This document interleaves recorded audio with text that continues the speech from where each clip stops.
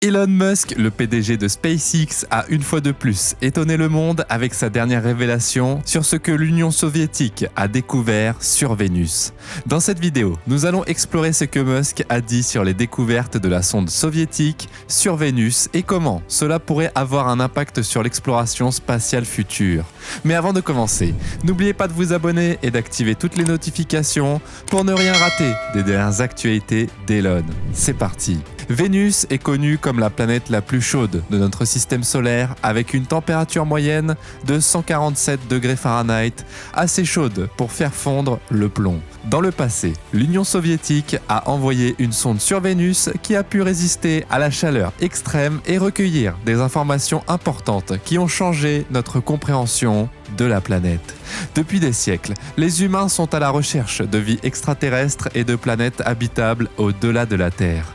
La recherche de vie extraterrestre est une force motrice derrière de nombreux efforts d'exploration spatiale. Cependant, il n'existe aucune preuve concrète que la vie existe ailleurs que sur Terre. Malgré cela, de nombreux scientifiques pensent qu'il est possible que la vie existe ailleurs dans l'univers. La possibilité d'une vie extraterrestre a inspiré des hypothèses scientifiques et des théories philosophiques et physiques. La NASA, SpaceX et l'ancienne Union soviétique ont tous investi beaucoup de temps et de ressources dans la compréhension de l'univers. Elon Musk est une figure bien connue du monde de l'exploration spatiale et un entrepreneur américain prospère. En 2002, il a fondé SpaceX, qui a joué un rôle majeur dans l'avancement des voyages spatiaux commerciaux et la réalisation de nouvelles découvertes spatiales. L'objectif ultime de Musk est de garantir la sécurité et le bien-être de tous les humains sur Terre afin qu'ils puissent s'épanouir. Elon Musk a émis l'idée qu'il existe d'autres univers vivables ou que les conditions de l'univers peuvent être modifiées pour les rendre plus propices à la survie de l'homme. Dans la poursuite de cette hypothèse, il a mené des recherches sur la possibilité de coloniser Mars d'ici 2050. Cependant, il a également exploré la possibilité d'autres mondes habitables dans l'immensité de l'univers. Une planète que Musk a étudiée en particulier est Vénus, notre plus proche voisine planétaire. Vénus est la deuxième planète en partant du Soleil et est souvent considérée comme la jumelle de la Terre en raison de sa taille et de sa densité. Cependant, Vénus est très différente de la Terre. Elle est entourée d'une épaisse atmosphère de dioxyde de carbone toxique et est constamment enveloppée d'un épais nuage d'acide sulfurique. Ces nuages agissent comme une serre et provoquent une augmentation incontrôlée de la température sur Vénus, ce qui en fait la planète la plus chaude du système solaire. Vénus abrite également de nombreuses montagnes et volcans, dont certains sont peut-être encore actifs. Une différence importante entre Vénus et la Terre est l'absence de vie sur Vénus. La pression de l'air sur Vénus est également beaucoup plus élevée, plus de 90 fois celle de la surface de la Terre, ce qui équivaut à la pression que l'on trouve à environ 1 km sous la surface de l'océan sur Terre. Il est clair que Vénus est une planète unique et distincte de la Terre. Vénus est unique parmi les planètes de notre système solaire car elle tourne dans le sens des aiguilles d'une montre, à l'inverse de la plupart des autres planètes. Ce n'est là qu'une des nombreuses différences entre Vénus et la Terre. Sur Vénus, le Soleil se lève à l'ouest et se couche à l'est, alors que c'est l'inverse sur Terre. Tout fonctionne différemment sur Vénus par rapport à la Terre. En 1962, la sonde Mariner 2 de la NASA a été la première à étudier Vénus, en balayant avec succès sa surface brumeuse. Depuis lors, de nombreux autres engins spatiaux américains et internationaux ont visité Vénus, notamment la sonde Magellan de la NASA qui a dressé des cartes radars de sa surface.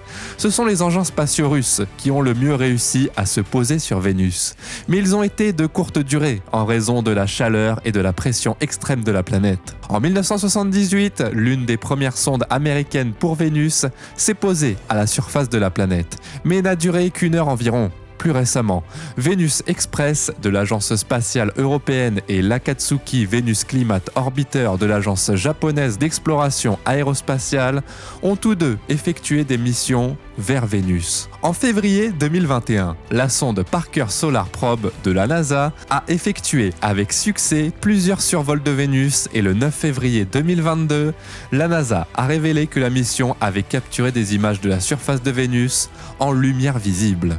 Et les les organisations qui explorent activement Vénus sont plus nombreuses que ces dernières années. Elon Musk, l'homme le plus riche du monde, a exprimé son intérêt pour une mission vers Vénus qui pourrait potentiellement révéler des preuves de vie passée ou présente sur la planète. La mission sera lancée en mai 2023 par Rocket Lab et le MIT avec une fenêtre de lancement de secours en janvier 2025. En raison des restrictions de taille, la sonde ne peut transporter qu'un instrument pesant jusqu'à 1 kg. Vénus est connue pour sa chaleur extrême, ce qui en fait un endroit peu propice à la vie. Mais les précédentes sondes spatiales soviétiques ont découvert des preuves suggérant le contraire. En 1970, le vaisseau spatial soviétique Venera 7 est entré dans l'histoire en étant le premier à se poser en douceur sur Vénus, envoyant pour la première fois des données vers la Terre. Bien que la mission ait été partiellement achevée, elle a ouvert la voie à l'exploration future de la planète. Heureusement, le commutateur de télémétrie a mal fonctionné et l'instrument est tombé sur la surface nocturne de Vénus. Les seules informations recueillies étaient la température de l'atmosphère de Vénus pendant la phase de descente et près de la surface. Des enquêtes récentes menées par Venera 13 ont révélé qu'il y avait peut-être plus de choses que ce que l'on croyait initialement. La phosphine, découverte sur Vénus, est un gaz toxique et inflammable qui tue toute forme de vie nécessitant de l'oxygène pour survivre. Cette découverte a suscité des spéculations selon lesquelles quelque chose de toxique pourrait flotter dans les nuages de Vénus. Une équipe de chercheurs du Massachusetts Institute of Technology et de l'Université de Cardiff au Pays de Galles a fait cette découverte et l'a annoncée. Malgré la controverse, les scientifiques qui ont annoncé aujourd'hui qu'ils avaient détecté ce gaz toxique dans l'atmosphère de Vénus pensent qu'il pourrait s'agir d'une preuve alléchante de la présence de vie sur Vénus. À notre connaissance, seule la vie sur des mondes rocheux comme Vénus et la Terre, y compris les humains et les micro-organismes, est capable de produire de la phosphine. Bien que les déchets des laboratoires de méthamphétamine soient particulièrement dégoûtants, la phosphine a été utilisée comme gaz toxique pendant la Première Guerre mondiale. Dans l'agriculture contemporaine et dans l'industrie des semi-conducteurs, elle sert de fumigène. Certaines bactéries anaérobies, notamment celles des marais, des boyaux d'animaux et des décharges, produisent naturellement de la phosphine. Au début de l'année 2022, les scientifiques ont émis l'hypothèse que la présence de ce produit chimique sur d'autres planètes terrestres pourrait être la preuve de métabolisme extraterrestre. Les chercheurs ont suggéré d'utiliser à l'avenir les télescopes les plus perfectionnés pour rechercher du gaz dans l'atmosphère d'exoplanètes lointaines. De plus en plus de personnes pensent que le deuxième caillou de notre système solaire pourrait être l'origine et l'habitat actuel de la vie extraterrestre. Des missions vers Vénus sont prévues par les scientifiques dans le but de mieux comprendre l'habitabilité de la planète et la découverte potentielle de vie dans les nuages denses qui recouvrent sa surface. Comme les êtres vivants sur Terre produisent normalement de la phosphine, cette découverte a suscité beaucoup d'intérêt. La découverte de la molécule chimique phosphine sur Vénus a récemment donné lieu à des spéculations sur la possibilité d'une vie sur la planète. Cependant, cette affirmation est encore contestée.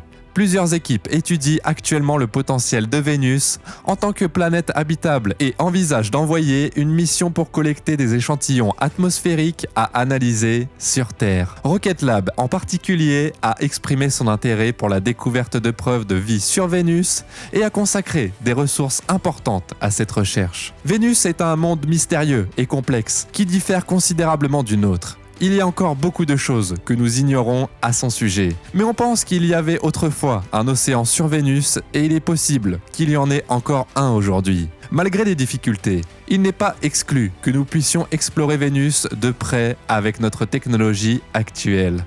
Alors qu'Elon Musk et SpaceX se concentrent sur l'établissement d'une colonie sur Mars, il est probable que Rocket Lab envisage également le potentiel de Vénus. Seul le temps nous dira ce que l'avenir réserve à ces entreprises. Qu'en pensez-vous ? La NASA et SpaceX devraient-elles commencer à étudier Vénus à la suite des commentaires de Musk concernant la sonde soviétique sur la planète ? Faites-nous part de votre avis dans les commentaires ci-dessous. Quoi qu'il en soit, merci d'avoir regardé cette vidéo et n'oubliez pas de vous abonner avec toutes les notifications activées pour ne rien rater des dernières nouvelles d'Elon.